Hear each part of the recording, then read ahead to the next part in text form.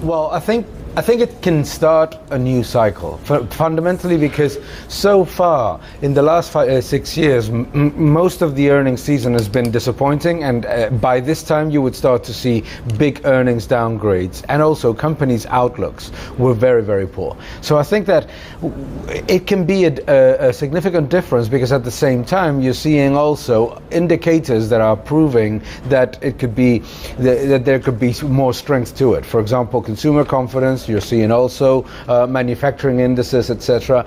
They're all going in the right direction. The outlook is very important. It's not just that the earnings season is better, it's also that companies are giving better guidance, more robust guidance about their outlook of the at least for the year. So I think that what has been in effect an earnings recession in the last 5 years could be starting to come to a different trend, a much more positive trend. And I think that that's what investors have to cling to, because the markets are expensive, of course.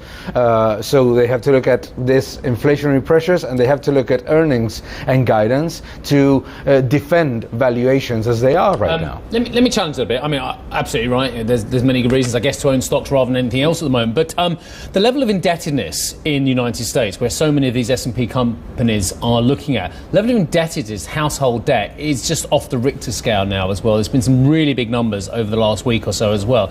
Should we begin to worry that US consumers are getting maxed out, and hence that great source of revenue increases and the end of the earnings recession, as you mentioned, actually could be on very shaky ground? Yes, on one side, or, you've seen the numbers on credit cards, for example. Numbers on delinquencies are rising. So you have to be worried about indebtedness, but at the same time, if the tax cuts, as they have been at least expected, happen the way that they have, the increase in disposable income would be much larger than what any of the analysts were expecting, and that definitely makes a big difference in terms of the ability to repay debt. So it's a double-edged sword, but in the tax cuts there's a lot of the answer, and also in the strength of the dollar. Funnily enough, everybody that's concerned about the strength of the dollar doesn't see that consumers mostly have their wealth in deposits, and therefore it's important that a strong dollar remains, so that their ability to